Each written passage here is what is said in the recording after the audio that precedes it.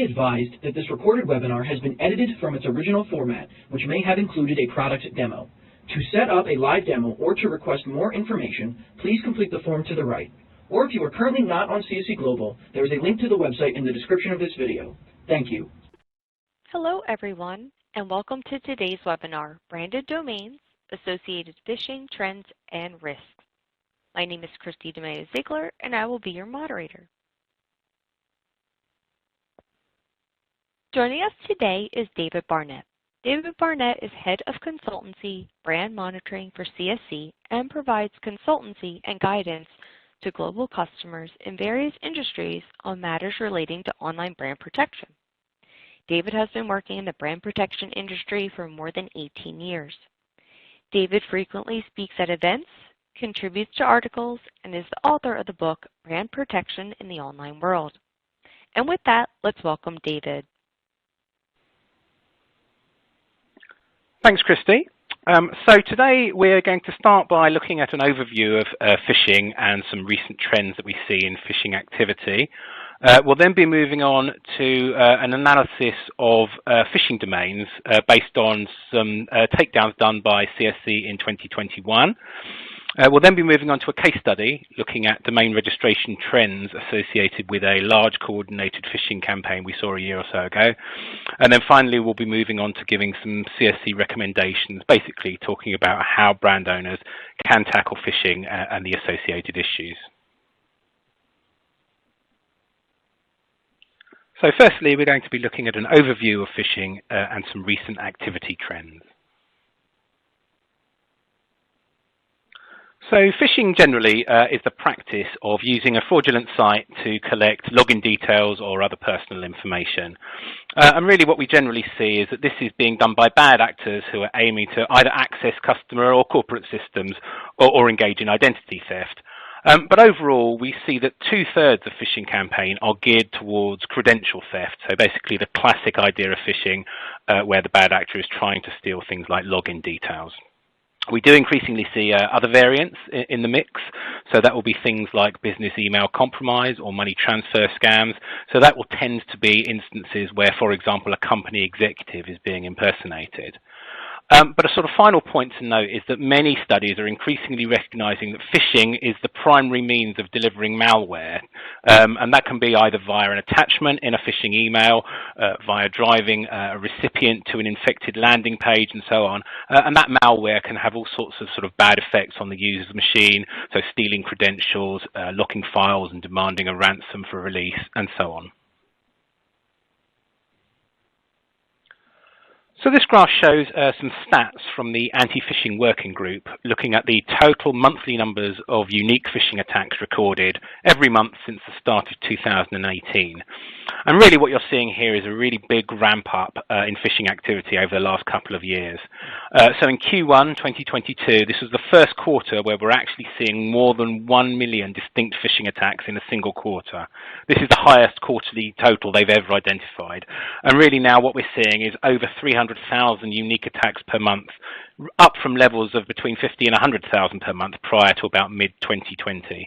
And this big ramp up is probably controlled by a number of factors, but it's certainly linked to things like the COVID pandemic, the growth in working from home, the use of remote working software and so on. And really within this data set, the other thing to take away is that each month we're seeing over 600 distinct brands being attacked within this kind of data set of phishing activity. So phishing typically requires the use of a phishing domain name for hosting the phishing site and or for creating an originating address for the associated email. And really what the bad actor is trying to do is they're intending to make the content appear as if it originates from a trusted brand, basically the brand that's being impersonated. And one way they can do that is by registering a domain name for the phishing site containing the name of the targeted brand or a variant of that. And that's really the focus of the presentation that we'll be talking about over the next few slides. This use of kind of branded domain names to create a phishing attack is really not an unusual or a new thing. There's a study from 2021, it's actually reference 5 at the bottom of the slide, where they looked at the domain names and the subdomain names of phishing sites, so basically the configurable parts of the phishing site URL. And they found that across all of the phishing sites that they looked at, the most frequently used keyword of any type was Amazon, so basically a brand name. So that's kind of indicating that really the use of these brand names in the domain name to try and make the site look convincing is a pretty standard tactic. Along a similar lines, the CSC study, the Domain Security Report 2021, looked at the Forbes Global 2000, and they actually found that 70% of registered domains resembling the Forbes 2000 brand names are actually owned by third parties rather than by the brand owners. And of those, 43% are configured with MX records, basically the ability to send or receive emails. And again, that's a really strong indicator that a certain proportion of those are likely to be associated with phishing activity. So in this next section, we're going to be looking at some analysis of phishing domains from a CSC dataset. So for this study, we took a look at around 2,000 phishing takedowns that were carried out by CSC's anti-fraud team during 2021. And specifically, we looked at the domain names used in those phishing attacks. And really what we're looking to see is the proportion of those domain names where the attacked brand is referenced within the domain name itself, as we'll see over the next couple of slides. The 2,000 takedowns that we looked at encompassed a few different types of data and takedowns. So they were deactivations of both phishing sites and email addresses. There was a mixture of what we would call pure phishing attacks, about 2/3 of the cases, and advanced fee frauds, about 1/3 of the cases. And we were looking at targeted brands in over 20 different industry verticals, different industry areas. And as I've said, really what we're looking at is focusing on whether the targeted brand name or a variant of that brand name appears in the phishing domain name. So this slide is giving an overview of the types of brand variations we were looking at when we considered whether maybe not an exact spelling of the brand name appears in the domain name. And for this, I've given some examples using the sort of CSC Global brand name as an example. So if we were looking at phishing targeting CSC using the brand name CSC Global, these are the types of brand variants we might be finding. Really, the reason for the phishing site owners to be using variations rather than exact matches to the brand name, there can be a few different areas. It may be an attempt to create a domain name which is deliberately confusing, but similar enough to the official domain name used by the brand owner. Obviously, the brand owner will own the exact match spelling domain name typically. So registering a slight variation is one way of getting a domain that's actually available and accessible. The other kind of way that the other reason for a phishing owner to maybe use a variation is possibly as an attempt to circumvent detection. So some brand owners will be using sort of brand monitoring services where they're just looking for exact references to their brand name. So if you are using a variant in your phishing site, it's one good way you can stop that phishing domain being detected. So as I said, there's a few different types of variation we look at, and I'll just run through these quickly. So the first one is where a character is added to the brand name. So that can be the addition of a hyphen, for example, as in the first example seen there, so csc-global.com, as opposed to what would be the real site at cscglobal.com with no hyphen. There can be a character added, so you can see in that first example there's an I added, which if you're just glancing at the domain name quickly, you might not notice is there, so that's a good way of creating a convincing lookalike. Some phishing sites will use abbreviations, which are kind of recognizable to humans, but are not necessarily obvious from a sort of automated detection solution. Many phishing sites will use replace characters. They are quite often chosen to be characters that are visually similar to the character that's being replaced. So as in the example here where you've got a G replaced by a Q. Many of the replacements that we do see are Latin characters, but we do also see non-Latin homoglyphs. And those also can be pretty convincing lookalikes. We see variants where a character is removed from the domain name. We see instances where characters or even parts of the whole brand name are transposed. So there's two examples there. The first one is where the L and the O in global have been switched around. The second example is where the two components of the brand name, CSC and global, have been swapped with each other. And then there are other typo variants that don't really fall into any of the other categories or are a combination of the above categories. So what type of mix of domains did we see in the data set? The first thing to say is that around half of the cases, so 50.4%, actually don't feature any reference to the brand name being attacked in the phishing domain name. So that can include instances where there's maybe a brand reference somewhere else in the URL, maybe in the subdomain name or further down the URL, or it might actually be a phishing site URL where there is actually no reference to the brand name in the phishing site URL at all. And that might typically what we might see on a compromised site, for example. So it's a third-party site that has some sort of vulnerability. The bad actor has compromised that site and kind of hacked it to upload the phishing site content. So the actual domain name itself may have nothing to do with the brand name being attacked. What that does mean, of course, is that the other half of the cases, so 49.6%, actually do use a brand-specific domain name to construct a deceptive URL. And then within that, 16% of that half, so 8% of the overall total, do feature a brand variant rather than the exact correct spelling of the brand name. And really what that's telling us is it's, again, highlighting the importance of having a comprehensive monitoring solution that is able to detect variants rather than just the exact match. And really that's one of the things we can offer at CSC, and we'll talk about that a little more when we come to the recommendations at the end. So as we saw on the previous slide, about 1.6% of the total cases utilize replaced characters. And as we said, in many cases, what the bad actor is doing is they're replacing the character in the brand name with another character or a combination of characters which looks visually similar as a way of confusing the end user and creating a convincing deceptive site. And this slide is showing some of the sort of most convincing character replacements we saw within the data set, really just to give you a flavor of how convincing some of these variations are. So you can see that we've seen cases, for example, where a W in the brand name is replaced by a pair of V's, which certainly in particular fonts can look very, very similar to each other. Similarly, replacing an M with an RN can produce a very, very convincing lookalike as well. And some other examples you can see here. So we see instances where a G is maybe replaced by a Q, a Y is replaced by a V, or sort of various kind of vertical characters are replaced by other similar ones. So replacing a lowercase L with a 1 or an uppercase I, or replacing an I with a lowercase L. All of these things can create very convincing character replacements. So the final thing we were able to do with this analysis is actually look at the domain name extensions, so the TLDs, the part of the domain name after the dot that was represented in the dataset. And across the whole dataset, we saw over 160 distinct TLDs represented. Really, there was a mixture of TLDs in there, and the most common ones were TLDs which are common generally, so things like .com, but also a range of others, including lots of new GTLDs, like you can see in the list there, so things like .xyz, .online, and so on. And really, what the kind of key thing to take away there is that this top 10 does include several GTLDs and new GTLDs, many of which have been previously reported as being frequently associated with untrustworthy sites in a number of different studies. And there's a few different reasons why that might be the case. Many of these new TLDs offer low cost or free registration, so they're very attractive to fraudsters. And some of them are associated with providers or geographical regions where there's poor IP protection measures in place. So, for example, it can be very difficult to launch takedowns and so on.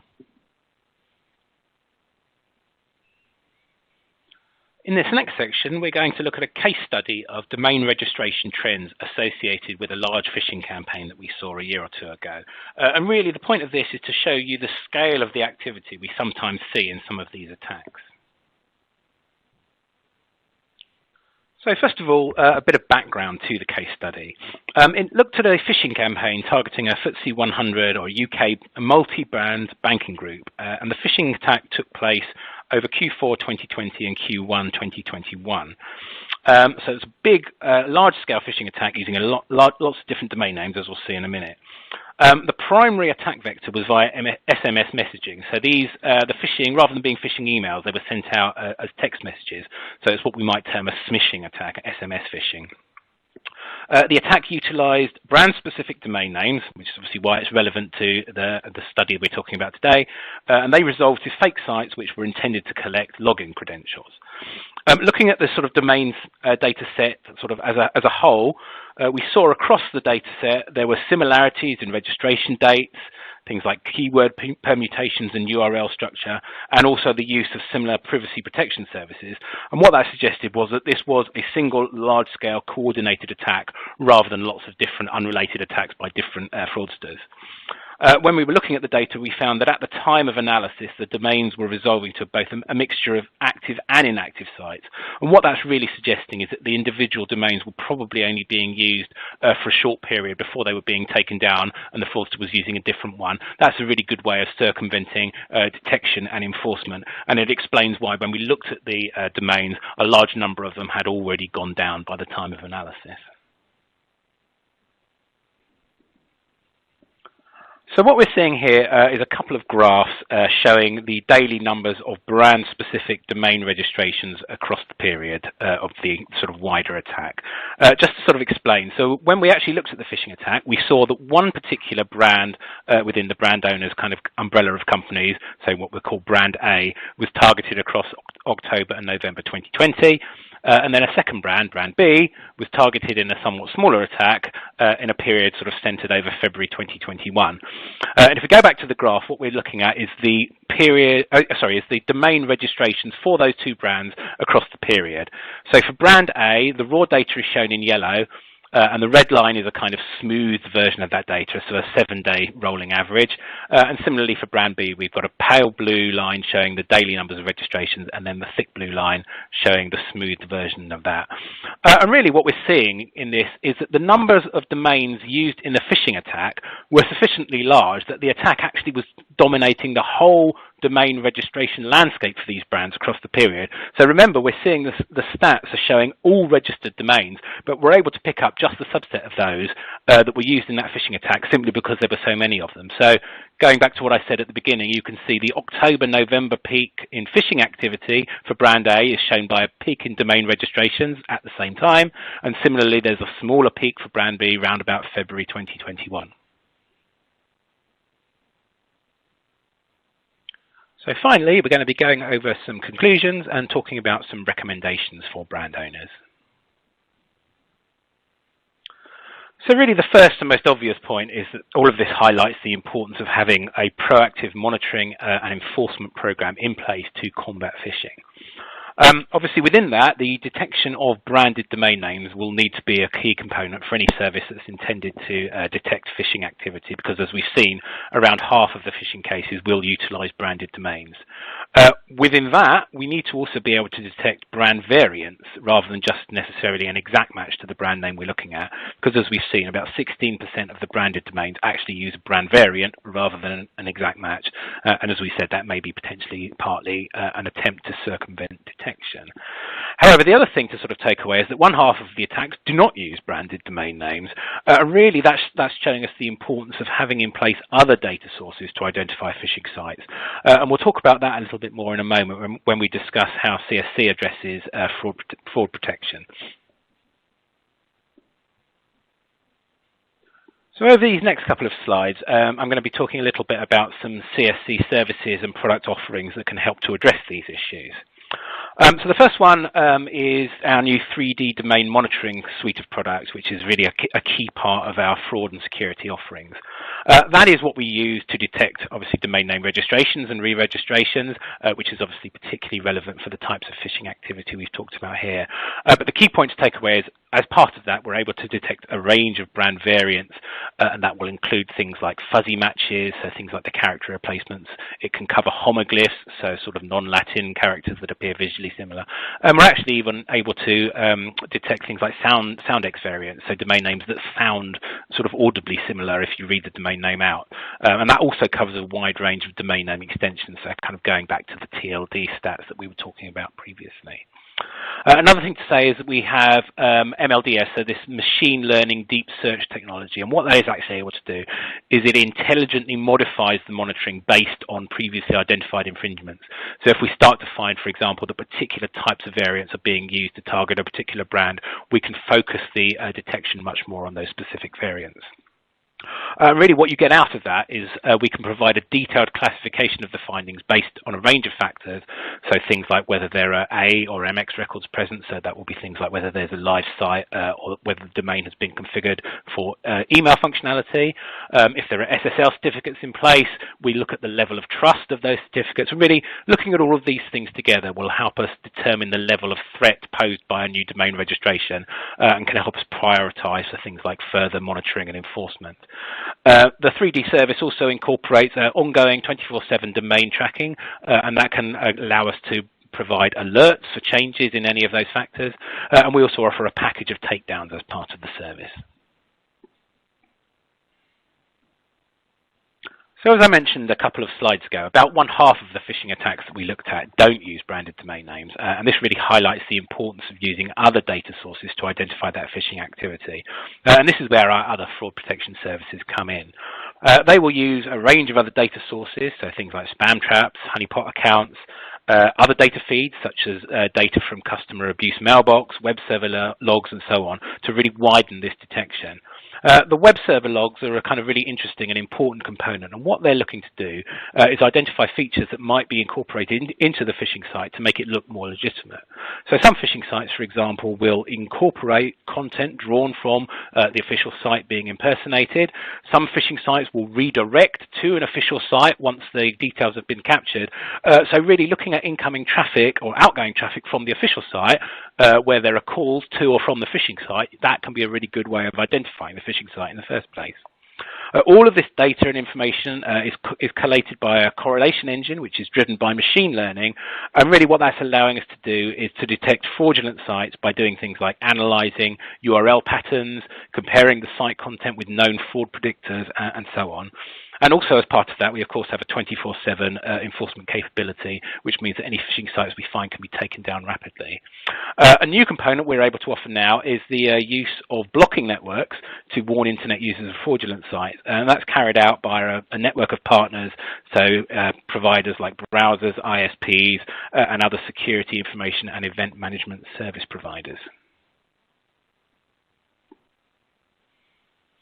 And the final and kind of central part of all of this is our DomainSec platform, which is a cloud-based platform in which the full suite of all of our security products operate, and that includes things like our brand and domain monitoring, our fraud protection, and so on.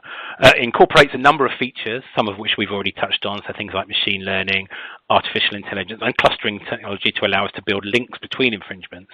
And really all of this takes place in what we call a data lake. So really that's allowing us to establish links between infringements that may be identified across different product areas, really build links, identify priority targets, and that will allow us to do things like build efficiencies into the takedown process.